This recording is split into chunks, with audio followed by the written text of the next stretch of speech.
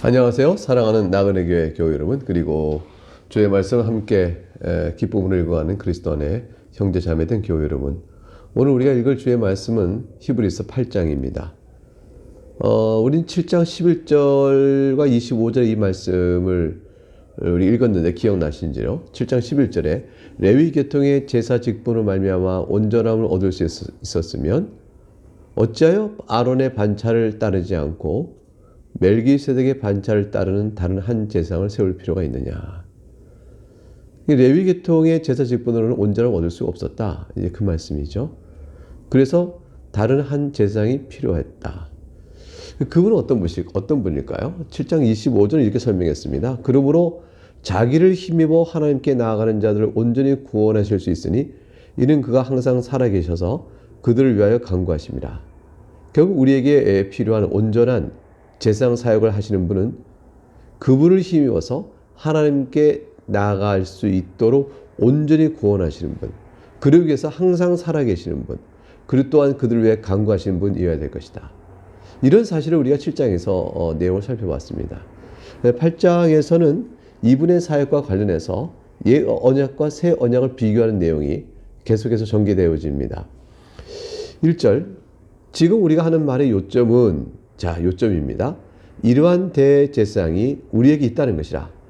정말로 우리에게 멜기세덱의 반차를 따른 다른 한 제사장, 즉 아론의 반차를 따른 제사 직분으로는 온전함을 얻을 수 없는 이 형편에서 우리를 위하여 하나님께 온전히 나가는 구원을 이룰 수 있으신 분, 항상 살아계신 분, 우리를 위하여 간구하시는 분, 그런 제사장이 과연 있는가? 1절, 이러한 제사장이 우리에게 있다라는 것입니다. 그는 하늘에서 지극히 크신 이의 보좌 우편에 앉아 계시다. 하늘에서 지극히 크신 이의 보좌 우편에 앉으신 대제사장. 이 어마어마한 말을 하고 있는 거죠. 하나님과 동등한 권위를 갖고 계신 분이라는 뜻이고, 이 땅에서 필요한 우리의 구원에 필요한 모든 구속사역을 완전히 완성하시고 올라가신 분이라는 뜻이죠. 우리에게 필요한 모든 구원의 사역의 내용을 다 충만히 완성하시고 하나님 우편에 앉아 계시다. 하나님과 동등한 권위를 계시고 계시는 그 대제사장이 우리의 대제사장이시다. 2절을 볼까요? 성소와 참 장막에 섬기는 이시라. 이분은 지상에서 만든 사람이 세운 장막에서 사람에게 주어진 율법의 규례에 따라 섬기는 제사장이 아니었습니다. 그 2절에 이렇게 이어가죠. 이 장막은 주께서 세우신 것이요 사람이 세운 것이 아니라. 그래서 사람이 세운 것이 아니라 하나님이 세우신 성소와 참 장막에서 섬기시는 대제사장, 하늘의 성소. 그러므로 그것은 무너지지 않고 영원하고 견고합니다. 대제사장의 사역의 효력이 확실하고 견고한 것이죠. 물론 하늘의 성전은 눈에 보이는 어떤 것이 아닙니다. 이것은 성전에서 이루어지는 사역에 참 실체가 있는 것이죠. 지상의 사역을 통하여 지상의 성전에서 이루어지는 사역을 통해 이루어지길 기대했던 구원 사역이 실제로 완전히 이루어지는 바로 그곳, 하늘의 성소. 그 하늘의 성소는 지상에 있는 성전처럼 돌로 짓고 또 그런 것이 아니에요.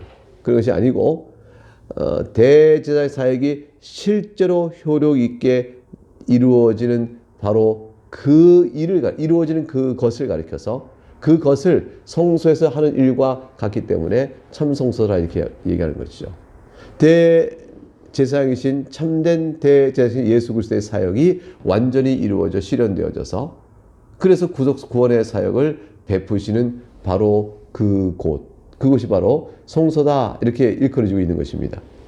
지상의 성소라는 것은 그 일을 예수 그리스도의 구속 사역의 일을 모양으로 그림자로 나타내고 있는 것이라 볼 수 있겠죠.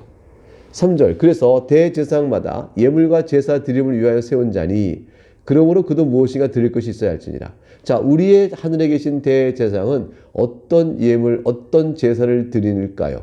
지상인 대제사장은 예물과 제사를 드렸습니다. 그러면 하늘에 있는 대제사장은 무엇을 드릴까요? 그것은 7장 26절에서 어제 봤던 것, 거룩하고 악이 없고 더러움이 없고 죄인에서 떠나 계시고 하늘보다 높으신 이 바로 자신을 드린 것입니다. 거룩하신 자신이요, 악이 없는 자신이요, 더러움이 없는 자신이요, 죄인에서 떠나 계신 자신이요, 하늘보다 높이 계신 자신을 내어드리는 바로 그 제사장이십니다. 4절 예수께서 만일 땅에 계셨더라면 제사장이 되지 아니었을 것이니 이는 율법을 따라 예물을 드리는 제사장이 있음이라. 무슨 말이냐면요. 예수님께서 만일 땅에 계셨더라면 예수님은 그럴 수가 없어요. 예수님은 하나님이시고 하나님과 함께 계셨고 여전히 하나님이신 분이세요.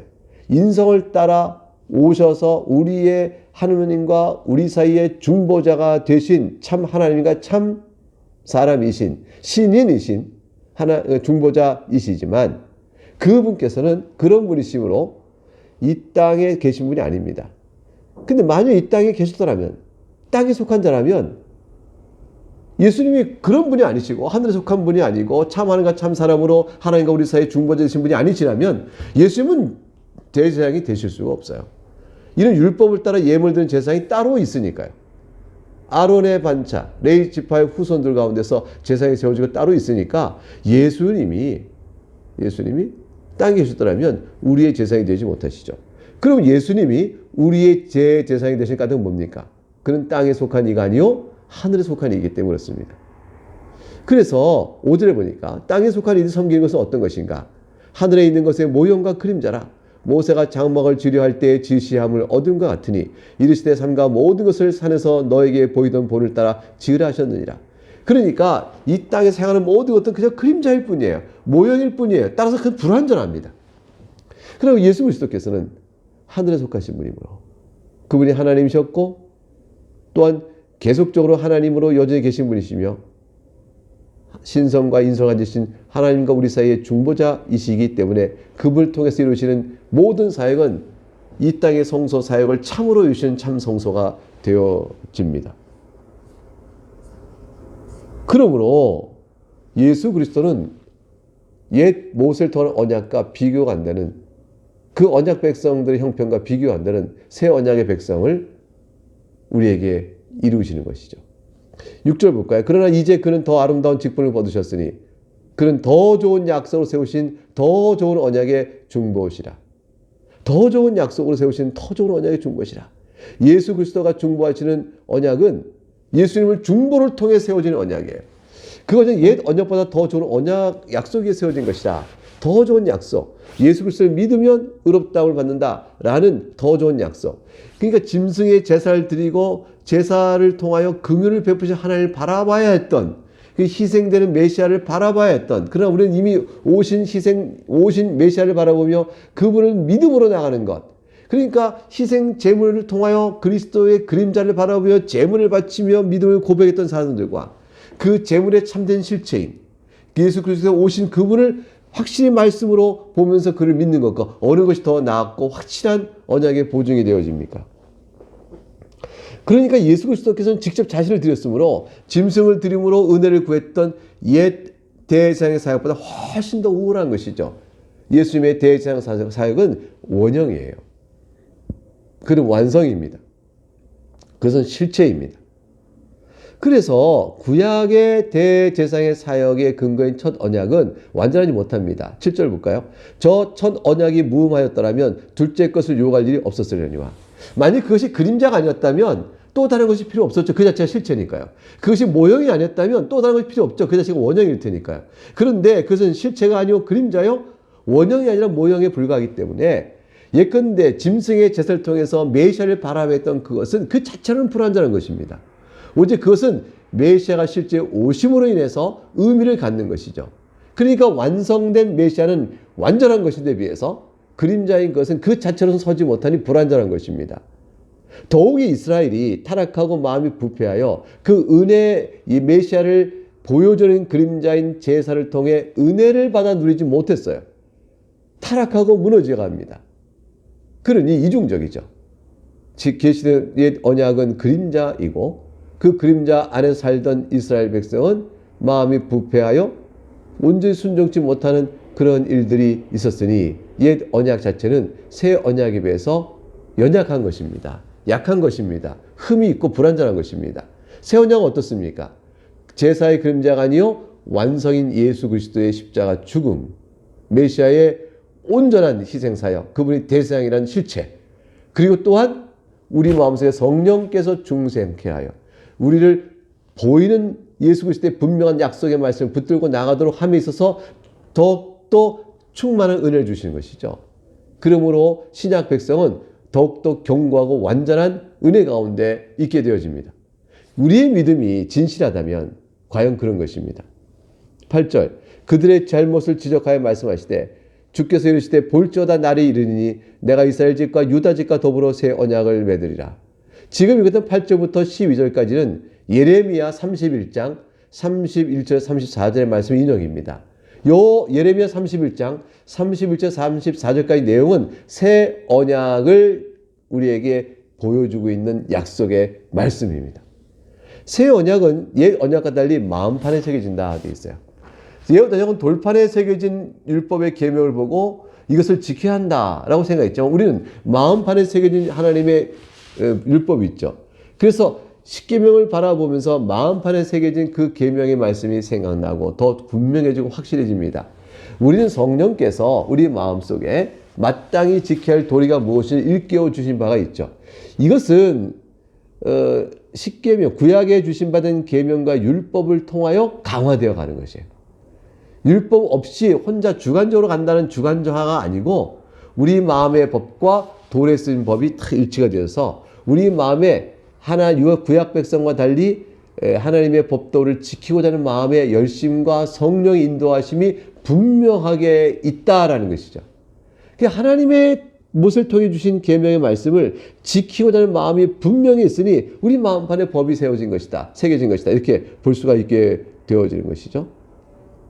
그래서 9절에 이렇게 말씀드리는 거죠. 또 주께서 이르시기를 이 언약은 내가 그들의 열조의 손을 잡고 애굽 땅에서 인도하여 내던 날에 그들과 맺은 언약과 같지 아니하다. 그들은 내 언약에 머물러 있지 아니하면 내가 그들을 돌보지 아니하노라. 그들이 못을 통해서 애굽 땅에서 나왔을 때 이 언약을 주시고 그다음에 이렇게 말씀하셨어요. 이 언약을 지켜 행하라. 그렇게 말씀하셨어요. 이미 내가 너에게 구원을 주었은즉 내 언약 안에 머물라 그랬었어요. 그런데 이스라엘 백성은 하나님의 구원의 은혜를 받았으나 그때 주어진 옛 언약 안에 머물러 있지 못했습니다. 왜냐하면 두 가지 이유라니까요. 하나님 그 언약을 통해 주어진 바가 아직 그림자요 모형일 뿐이고 확실성이 덜하죠. 그리고 그들 심령 자체에 부어진 성령의 은혜가 신약에 비해 신약 성도가 누리는 은혜의 풍요함에 비할 바가 못 되었기 때문입니다.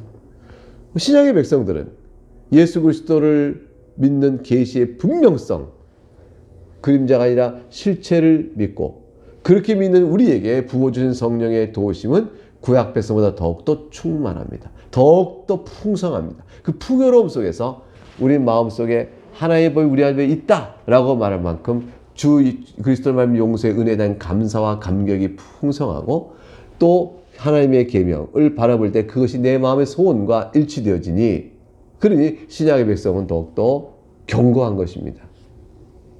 10절에 또 주께서 이르시되 그날 후에 내가 이스라엘 집과 맺을 언약은 이것이니 내 법을 그들의 생각에 두고 그들의 마음에 이것을 기록하리라. 여러분의 생각과 여러분의 마음속에 하나의 법도가 있잖아요. 여러분 하나의 법도가 있잖아요. 하나의 말씀에 대한 순종과 그 말씀을 나가겠다는 의지가 있잖아요. 그 마음의 소원이 있잖아요. 그 소원이 우리가 십계명을 읽을 때 모세의 쓰여진 율법을 볼 때 이것은 영원토록 견고한 성도의 삶의 규칙인데 그걸 비춰볼 때 과연 그렇습니다. 이것이 내 소망하는 바입니다. 연약하여 흔들릴 수 있지 않도록 이렇게 확인이 되어 가잖아요. 마음의 생각과 하나의 율법이 싹 만납니다. 그래서 주께서 이르시기를 이것을 기록하려 나는 그들에게 하나님이 되고 그들은 내게 백성이 되리라 이렇게 말씀하신 것입니다. 11절 그러므로 또 각각 자기 나라 사람과 각각 자기 형제를 가르쳐 이르기를 주를 알라 하지 아니할 것은 그들이 작은 자로부터 큰 자까지 다 나를 알미라 그랬습니다. 내가 그들의 불의를 긍휼히 여기고 그들의 죄를 다시 기억하지 아니라 하셨느니라. 하나님께서 긍휼의 풍성함으로 내려주시고 그 풍성한 은혜를 깨닫는 우리들에게 있어서는 옛 언약의 백성보다 더 견고하고 완전한 주님의 언약을 바라보는 것입니다.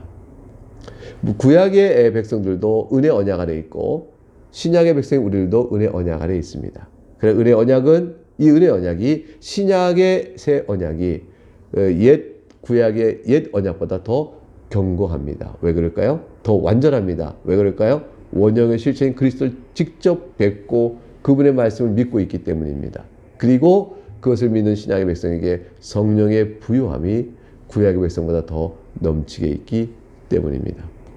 새 언약이 이렇게 주어졌으니 모세를 통해 주었던 언약, 모세를 통해 주었던 율법의 여러 의식들은 다 낡은 것이요 폐하여질 것입니다. 그렇기 때문에 새 언약을 새 것이다 이렇게 부른 것이죠. 13절 새 언약이라 말씀하셨으며 이 언약은 새 것이다 이렇게 말씀하셨다는 것이죠. 그렇기 때문에 첫 것은 그것은 낡아지게 한 것이니 낡아지고 쇠하는 것은 없어져 가는 것이 되는 것이라 이렇게 말씀이 주어지고 있습니다. 새 언약 안에서 새 언약은 낡고 쓸모가 없는 것이 되었습니다. 이제 우리는 그리스도의 용서를 받아 마음으로 하나님의 법을 사랑하는 언약 백성이 된 것이죠. 우리는 그림자가 아니라 실체이신 그리스도를 믿습니다. 또 마음에 역사하신 성령 하나님의 손길이 있으니 이제 우리는 옛 백성처럼 불순종의 죄에 쉽게 빠진 자들이 아니고 이제 다시 돌이켜서 회개하고 주를 더욱더 사랑하고 베푸신 긍휼 앞에 감사하는 그런 마음으로 순종하는 은혜를 누리게 되는 자들인 것입니다. 그러므로 일체가 이러하므로 이제 이 히브리서를 받았던 히브리 기독교인에게 말하는 것입니다. 왜 어찌하여 옛 언약으로 돌아가려고 하느냐. 사랑하는 교회 여러분, 그리스도를 떠나면 여러분에게 구원의 방법은 여러분 스스로 공로를 세워가는 그런 행위밖에 없습니다.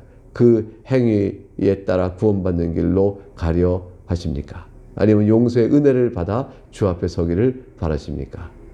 우리 답은 당연히 오직 예수님 뿐입니다. 그렇게 되어야겠죠. 네, 오늘 여기까지 살피겠습니다. 내일 다시 뵙겠습니다. 감사합니다.